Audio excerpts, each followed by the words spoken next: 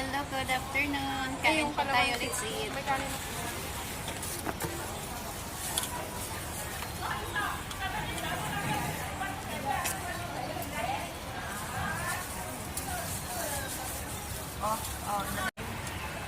We eat pansit. Sumabakan? Yes po, salamat. Ilagay natin yung buto. Para tumubo. And chicken joy. Oh, Palagay na lang po dyan, salamat. kuhain natin. Oo naman, alangan nakainin ko na ganyan. Iwan na yan. Grabe. Hindi naman.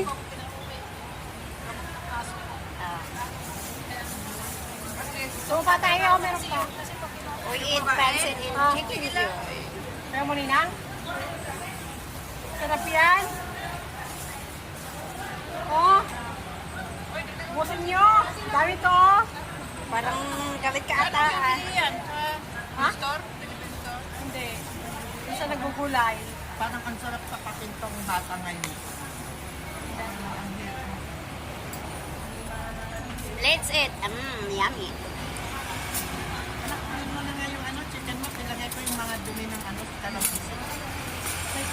Color po. Okay. Daming buto. Ay, ilagay nyo dito. Ilagay nyo dito. Sayang. Oh, kanin ba ko to? Pangyan ang kanin. Bakit mo ako pipilitin na kumain ng kanin? Siyempre. Pinoy ka. Ano na, Joan. Kumain na ako kagabi. Pinoy ka, di ka nakain. Kumain na ako kagabi. Sayang ang pansit. Sabi na. Kung tawagan ng airport, matatawa ka talaga. Hindi na ako umakyat doon. Bumalik na kaagad ako. Sumakay ako pabalik. Buwan nyo lang, paalis na yung A47X. Ayan, sabi ko nga, lastik na. Cebu. Inabot daw ng ang alas 12.